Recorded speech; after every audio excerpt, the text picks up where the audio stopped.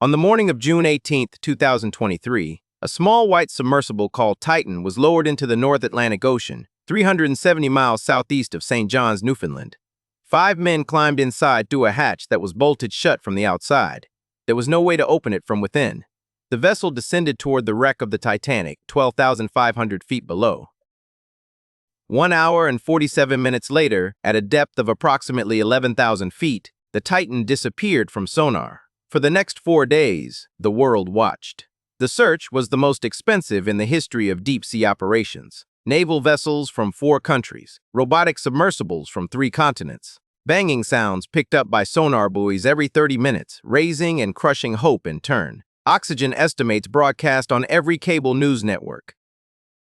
Television anchors counting down to a death that, it would later turn out, had already happened. Because the Titan had not run out of air, the Titan had imploded. In a fraction of a second, the instant communications were lost, and the men running OceanGate, the company that built her, had been warned for years that this was exactly what would happen. This is the story of the Titan submersible. OceanGate was founded in 2009 by an American businessman named Stockton Rush. He was a former test pilot, an engineer, and heir to 2 old American fortunes. He was also a man who believed that the era of deep ocean exploration had been held back by what he called excessive regulation. In multiple interviews, he stated openly that he viewed safety standards as obstacles to innovation. At some point, safety just is pure waste, he said in 2022. If you're not breaking things, you're not innovating. His company offered something no one else did: submersible that could carry tourists to the wreck of the Titanic, 2.5 miles down, the deepest commercial dive site on Earth. The price was $250,000 per seat. The Titan was the 3rd submersible OceanGate built. It was named after a Greek god. It was 22 feet long, white, cylindrical, and shaped roughly like a small bus. The most distinctive thing about it was the material the pressure hull was made of. Not steel, not titanium. Carbon fiber, not titanium. Carbon fiber. Carbon fiber is light, strong in tension, and almost never used for deep-sea submersibles. Every major deep-sea craft in the world is built from steel or titanium. The reason is simple. Steel and titanium are isotropic. They respond to pressure equally in every direction. They compress and rebound. Carbon fiber does not. Carbon fiber is a layered laminate. Under repeated cycles of compression, the layers can begin to separate from one another at a microscopic level. The process is called delamination. Once delamination begins, it accelerates, and it is invisible from the outside. Stockton Rush knew this. His engineers knew this. They had been told repeatedly by people inside and outside the company. In 2018, OceanGate's director of marine operations, a man named David Lockridge, was asked to inspect the Titan before it began carrying passengers. He spent weeks examining the hull. He found visible flaws in the carbon fiber layup. He recommended that the company conduct a non-destructive scan of the hull before any passenger dive. He suggested they hire an independent classification society to certify the vessel. OceanGate fired him. Then they sued him. He countersued. The case was settled out of court. The Titan was never certified. That same year, more than 36 submersible industry experts signed an open letter to OceanGate warning that the company's experimental approach risked catastrophic outcomes for passengers. The letter specifically mentioned the lack of independent certification. It specifically mentioned that the company was marketing the Titan to paying customers as a safe vehicle when it had not been tested to industry standards. The letter was sent in March 2018. OceanGate ignored it. A deep submersible builder named Carl Stanley, who had personally dived in an earlier OceanGate prototype, sent Rush a private email in 2019 after hearing concerning cracking sounds during a test dive. He wrote, and I quote, "What I and the others heard sounded like a flaw or defect in one area being acted on by the tremendous pressures and being crushed slowly." He warned Rush directly that the vessel was likely to fail. Rush replied that he understood the risk. He continued to operate the Titan. Between 2021 and 2023, the Titan made roughly 80 dives. On many of them, the cylindrical carbon fiber hull made loud cracking and popping sounds during descent. The crew was told these were normal. They were not normal. They were the sound of layers of carbon fiber separating from one another under pressure. On June 18, 2023, the Titan dove for the 88th time. It was the first dive of the 88th time. The mothership was the Polar Prince. The hatch closed at approximately 8:30 in the morning local time.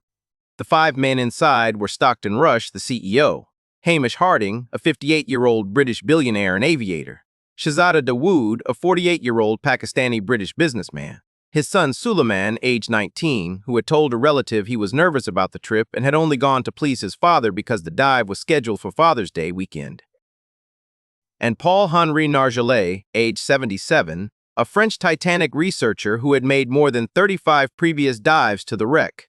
He was the most experienced man in the world at that depth. At 9:18 in the morning, the Titan disengaged from its launch platform and began to descend.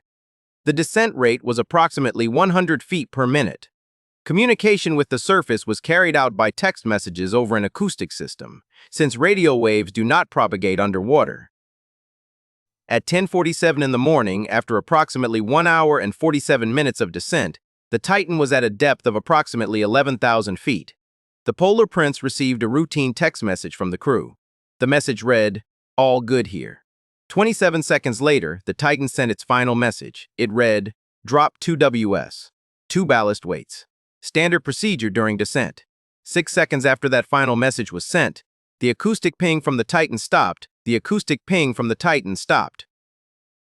At the same moment, people on the deck of the Polar Prince heard a loud bang from the direction of the water. Some of the crew reported a sensation in their feet through the hull.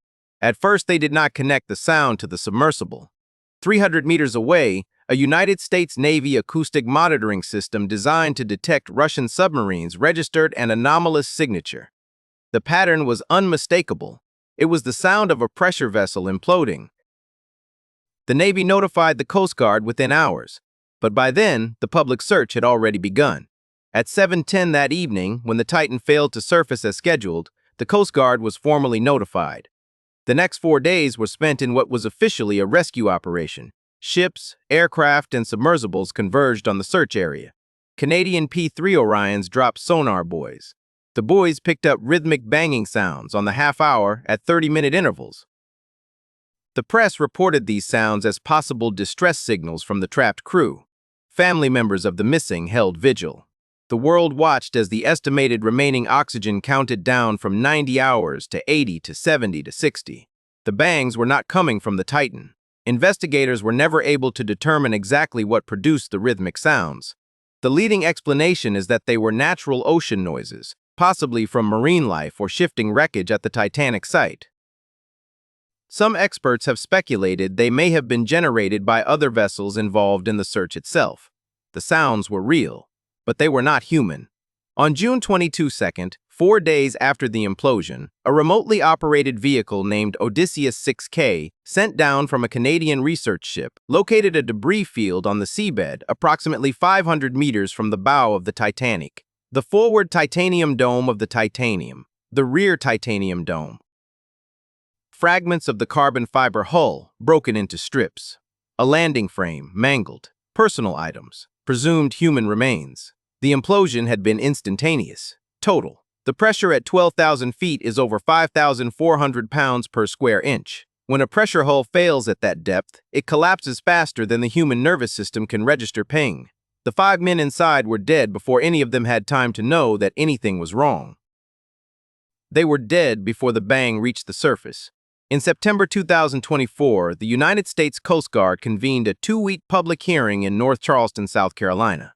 The hearings were broadcast live. Former OceanGate employees, engineers, contractors, and surviving crew members testified. What they described was, in the words of one witness, a culture of smoke and mirrors.